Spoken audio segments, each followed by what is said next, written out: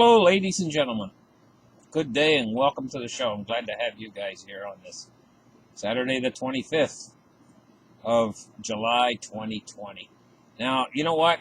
Normally, I don't usually use an outline, and I don't really know exactly what I'm going to say when I do my shows.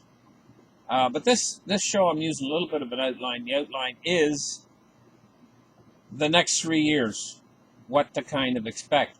And how I'm going to lay this out is I'm figuring kind of what's going to happen in the next, and I've been working on this show actually for the last couple months, really researching what's really going on to try to figure out what's going to happen during the next 3 years.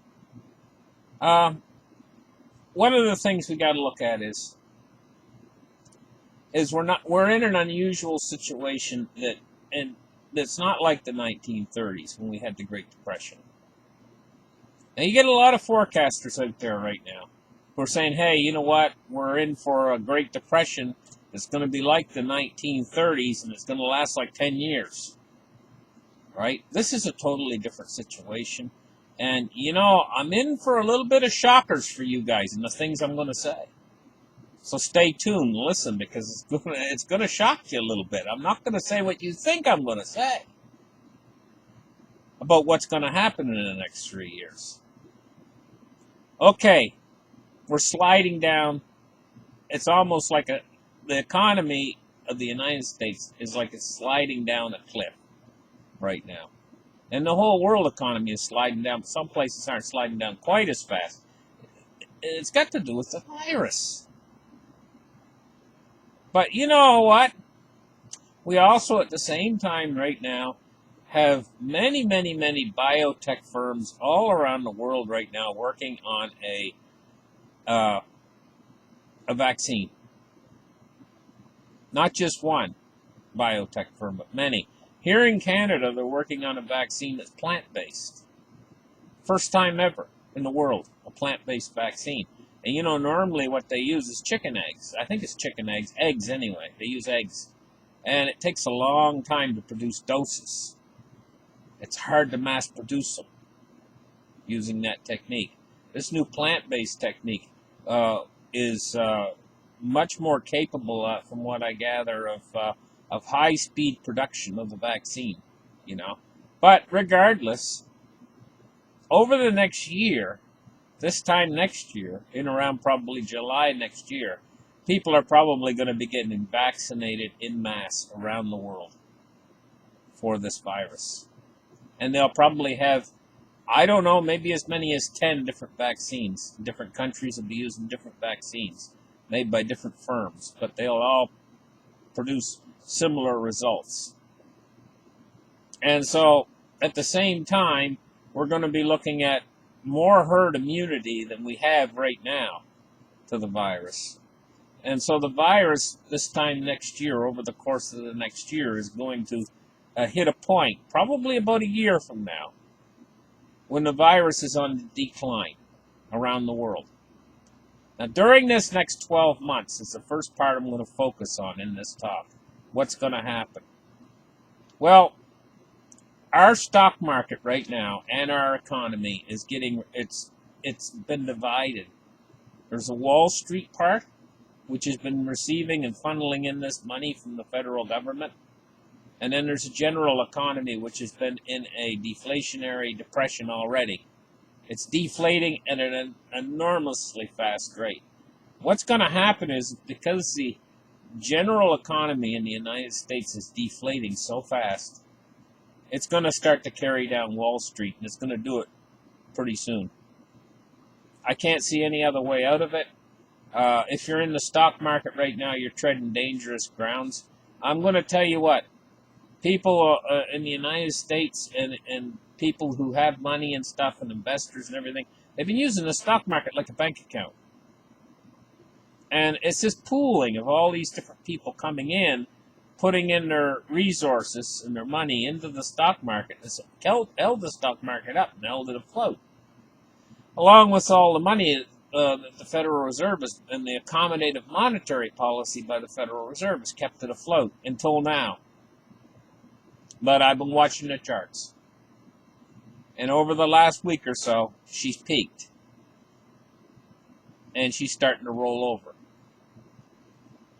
Now that's what I see on the charts when I look at the charts.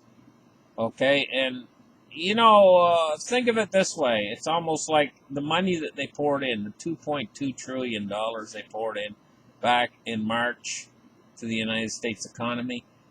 That's a lot of what's had the effect upon the stock market. And the stock market has absorbed all that now. It's peaked, and now it's starting to roll over again. So if 2.2 trillion drove it up to a certain point, then what will what they do going forward do? Probably about 1 trillion. It's not going to have the same effect. It's not going to have that. Look at the huge drop-off we had earlier this year in the stock market. It was like a cliff. It was like the stock market fell over a cliff. It fell down to around 17 or 18,000 rather quickly. It has not went up to the previous highs that it was before it fell. What I'm anticipating to happen very soon, and it could actually start this week, is a precipitous fall in the stock market that looks almost identical to the fall we had earlier this year in the stock market, where it fell really fast. It's kind of what I'm expecting very soon. And the reason for this is the malaise and all of the business closings and the bankruptcies and the mortgages and foreclosures and everything that's going on in the United States, and how this virus is just hanging around and keeps continuing to infect more and more people, and people are really scared to go outside, they're scared to go shopping, they're scared to go to restaurants, and now it's starting to really impact all of these businesses. It's going to start to translate now into the Wall Street economy. And what we're going to see is I think we're going to see a precipitous fall in the stock market very soon. If we don't have it this week, we might have it in a few weeks from now. But very soon, a precipitous fall. Now, what's going to happen is the Federal Reserve is going to react to this with stimulating more money and more stimulation. But this isn't putting everything back whole again. What we're doing is they're kind of jumping the money in, pouring the money in to the system. Stock market comes back up, not back up to its old high again. Then it falls off again, and then they pour more money in. It's kind of like a rinse, wash, repeat cycle. It's going over and over and over again. But each time we're drifting lower and lower and lower in this cycle of doom. Well, you know what's going to happen, don't you? Is we're going to continue with this. Crashes. Prop back up, crashes. And this is going to continue on for a while, and the economy is going to get worse and worse and worse heading in later into this summer.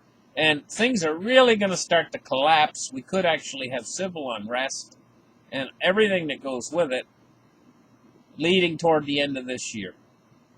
So from now, right now, until the end of this year, things are going to get bleaker and bleaker and worse and worse. The overall condition of the world economy. From now until the end of this year, things are going to get really bad. And I mean, if you look at where we were at the beginning of the year and we look at where we were at the end of the year, if you stand back and look at that, you say, hey, this is a terrible, terrible drop. It's almost like everything has dropped off a cliff. What was responsible? The virus. It's very simple. People are terrified to go outside. A lot of people. I mean, okay, there's people out there that don't even believe it's real, and they're out there having a party. Well, they might catch it. But they're not worried, so, I mean, that's the way in life, to each his own. But, and in my mind, it is real, and it can make you terribly sick. And I'm in the camp of people who are being careful. And there's a lot of us, but there's a lot of the people that don't believe it's real and everything. And the virus keeps spreading and it keeps moving around. It's going to continue to create problems in the overall world economy leading all the way through the rest of this year, right up until the end of this year. But if we stand back and look at that from a more of a distant perspective, what we see is a sharp push down. The virus has pushed the whole world economy down into this hole, basically. That's what's going to lead to what happens next. Is the reason why is it because we were pushed down. We didn't fall down. We were pushed down. And when you push something down like that, really hard, what happens is it creates what I would think in my mind of like being an elastic effect. Almost like if you spring an elastic band back, you push with a tremendous amount of force against an elastic band, you're going to push it back. And that's how it happened to us. We've been pushed back. The whole world economy's been pushed back. So we've basically covered the first 8 months of what's going to happen in this talk I'm giving. So what's going to happen next after that? Well, we're going to enter into a new year, 2021. And these virus hopeful candidates for a vaccine are going to start to come out one by one in the year 2021. Probably early in the year we'll get the first one. But, a lot of people aren't going to take it. And a lot of people are going to be a sit and wait thing. They're going to say, well, what's going to happen? I'm going to wait until my neighbor goes in and takes it before I take it. I want to see if he grows a horn out of his head. A lot of people are going to have that attitude. And so a lot of people are going to take it, and some countries might even force their citizens into taking it. Depends on what country you're in. We're going to probably have different virus candidates that make it through this testing program and everything and come out. It's probably going to be, here in Canada, it might be the plant-based virus vaccine, and in America, it might be a totally different virus vaccine.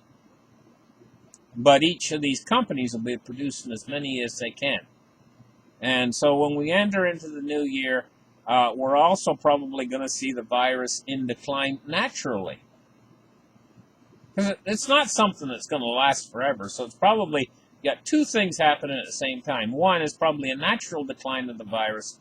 And two is the vaccine's going to come out. So in the first month or two, January, February, there's going to be all this clamor around the vaccines, and there's going to be a lot of people taking it, and virus is going to be in decline, and people are going to start to get a little bit more relaxed, but they're still going to be a little bit nervous, and the economy is basically going to be completely dead. A lot of people out of work. There might be civil unrest. It's going to be a mess going into next year. The first quarter is going to be really rough, and it's still going to be winter time. And there's going to be normal flus going around. And people are going to think they have the virus, and they just have the flu or the cold. And the hospitals are still going to be swarmed with people coming in thinking they have the virus when they have the flu and getting tested and all this kind of garbage. And it's really the flu, because that is flu season. And we're going to go through an ordinary flu season as well, cold and head cold season. And everybody gets head colds and flus. And they're all going to think they have the virus and going to be running into the hospital and everything. And this is going to cause probably a little bit of a resurgence in the virus because, let's face it, I get all these people running into the hospital with a head cold, coughing and sneezing and everything else. Some of them will have the virus. And that's a perfect way to spread it, is when people get in these close quarters, close to one another. So we probably get a little bit of resurgence going on at the same time the vaccines are going out. But we're going to get through all that. And it's going to be a total mess. And the economy is going to probably bottom out in around February or March, early spring. The economy is going to bottom out, and it's going to be terrible. Wait until you guys see how bad everything is. Everything's going to be closed. Everybody's going to be out of work. The government's going to be running around like a chicken that's just, the old saying. And the government's going to be running around not knowing what to do, running from one spot to another, trying to keep businesses propped up, trying to keep the economy propped up, trying to printing like crazy. Right? But then we're going to start to move later into spring and into summer. And by midsummer, we're really going to see this virus drop off a cliff. It's going to start disappearing worldwide really fast by midsummer. This is what I'm predicting, because I think the vaccines are really going to be going out there. by midsummer, and a lot of people are going to be getting vaccinated. And the reason why is they're going to see that the first bunch of people didn't die, they didn't get a horn growing out of their head, and they were fine. And then a lot of people will say, well, I'm going to go in and get it too, so I don't have to worry about this virus anymore. And we're going to see an awful lot of people flooding in to get the vaccines in every country on earth. And the virus is going to be really diminishing fast by that point, by midsummer, next midsummer. So now we've covered the first full year of our talk of what's going to happen. As this virus disappears around midsummer, you're going to see the first seeds of growth starting to come back into the economy. People are going to start to go to restaurants again. And there's going to be a lot of these old restaurants that have closed up, bars and stuff have all closed up and everything. People are going to start flying again too, and there's not going to be enough airplanes out there. There's not going to be enough flights for these companies. And the flights are going to be a lot of people wanting to go and travel and stuff, again. Things are going to start to pick up. We're going to start to see green shoots toward the end of summer, moving in toward next fall. A little bit more than a year from now, we're going to see the first green shoots. But, the governments are still going to be pumping money into Wall Street, propping up the because of what happened, because of the carryover effect of the total disaster that we've went through with the economy worldwide. The governments are going to be doing everything they can to be accommodative to new businesses opening. And what's going to happen is when we see these first green shoots starting to come back, probably in around September of next year, not this September, but the following September 2021, when we see these first green shoots starting in the economy worldwide, everybody is going to be demanding everything. All these businesses and everything are going to be starting up new businesses and stuff. New restaurants will be opening up. This is because there'll be new demand. All these old restaurants are closed up. Suddenly, you got people wanting to eat out again. The virus is mostly gone. They feel safe again. And they're making up for lost time. And so the banks come along then and say, hey, you want to open up a new restaurant? Yeah, okay, we'll extend you a loan. Money starts to be loaned out again. The velocity of money will start picking up. Now, here's the part that you guys never expected. By the time the winter of 2021 comes around, it's going to be more than grass shoots, green grass shoots. It's going to be, the banks are going to start lending out worldwide again, and there are going to be new projects going on around the world, here, there, and everywhere. Everything's going to start to pick up back up again really fast. And that's when we're going to start to get our recovery. As we move into the first part of 2022, the recovery is going to be big time, and it's going to be the biggest recovery that we've seen in years. It's going to be better than the recovery that happened during the crisis of '08. It's going to be a lot faster. It's going to be better. It's going to be a really good recovery. But the problem is the currencies, the fiat currencies, we're going to be in an inflation at that point in time. The banks are going to start lending out worldwide, and we're going to go into a full blast economic recovery in probably the early part of 2022. This is what's going to lead to the final hyperinflation of the fiat currencies toward the end of probably 2022. And that's going to be the real disaster. That's what's going to take everything down, is the hyperinflation. It's going to take a little while, but it's the recovery that causes the hyperinflation. You see, this deflationary environment that we have right now, we got the Fed printing all this money and the central banks printing all this money, and they're pumping it into the banks. The banks are the real money creators. And right now, they got no intention. They're holding money back. They're not lending money to anybody unless they got very high credentials. Unless unless you've got as much collateral as the amount of money that you're trying to borrow right now at this point.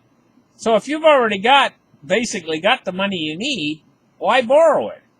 Most of the people out there borrow money because they need money.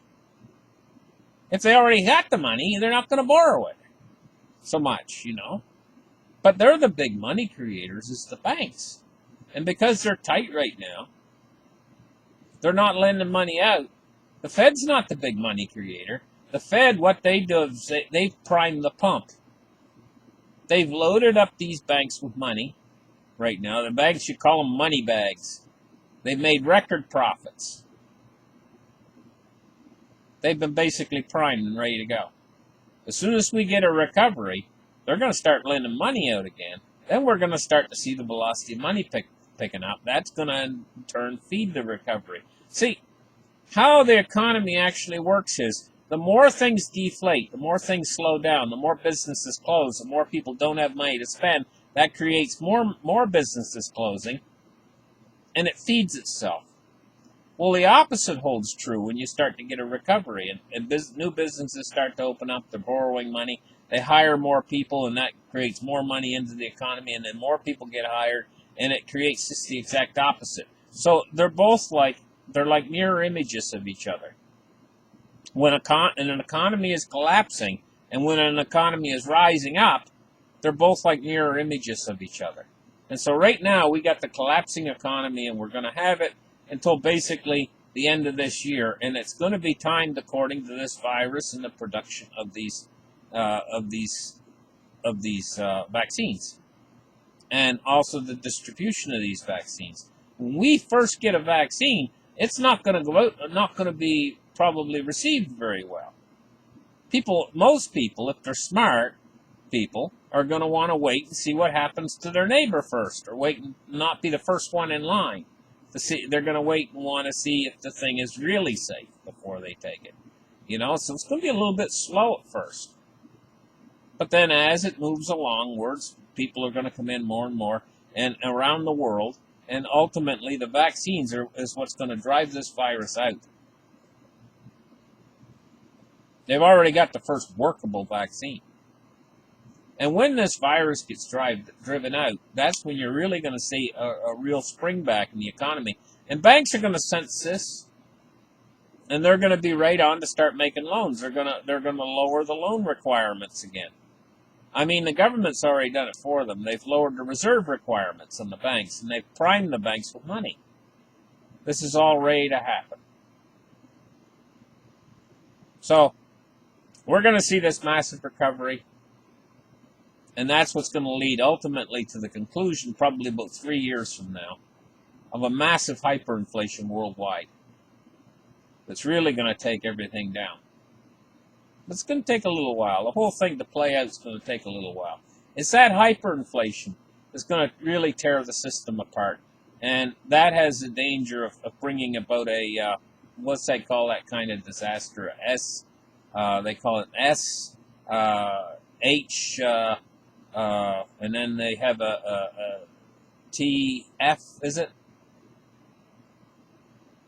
It's a hyperinflation that can cause that. It's the real destroyer, because basically people have to have a way of making transactions, and if you have a worldwide hyperinflation, what do you got to turn to? What are you going to turn to make transactions? Well, if all of the fiat currencies have become worthless, what are you going to turn to? Well, you're going to turn to gold, silver, and cryptocurrencies. And if you do that, you're going to create such disruption worldwide that disruption is going to cause probably different areas and stuff. The grid could even go down in places. It could be hard to get food and everything else while they make a transition over into a different type of monetary system. And that's where the hyperinflation will ultimately lead to, but it's probably about 3 years away. As long as we got this deflation going on, as long as the system everything is dying in the system, as long as businesses are going bankrupt and people are losing their jobs and everything, we don't have to worry about hyperinflation just during that period in time. But once we see all that stop and it reaches bottom, and it will, and it starts to turn in the opposite direction, and we see new grass shoots coming up, and new businesses opening up, new people gaining employment again, and things starting to pick up, that's when you really need to worry.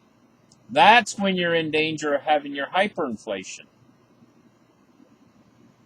But that's coming. Because we can only go so low. And when you consider that the virus is what's causing this, once we reach that bottom, we're going to start to make our way back up again. And it follows the same thing. This is the law of the universe. What goes up has to come down. And what goes down has to come up. And for investors, who understand this principle, they never stop making money. Because they always look for an asset class that is at reach bottom. And then they buy in. And the opposite of that is they also make money off of asset classes that are in a bubble, and they make money on them falling. So they make money both ways. But like just recently, maybe within the last 6 months, we saw silver at a bottom. People have bought in and done all right. But you know what? I'm going to warn you guys a little bit. We could be in for a little bit of a... We're going to have to watch, when we see the stock market turn downwards, we're going to have to watch gold and silver very carefully, and cryptocurrencies. Because as the system deflates that way, and before the Federal Reserve steps in with more stimulus, we could see some selling action in the metals. We could see them turn down, but it'd be a short-lived thing. And also what you might see is as a price turns down, you might see hoarding going on in the real physical metals. Anyway, listen, thank you guys for listening. Like and subscribe. This has been your weekend show, and we'll catch you guys on Monday morning with a market report. You guys have a great rest of the weekend. And big thank you out there to my listening audience. We're all going through this together, and it's really been tough, hasn't it? Bye-bye, guys.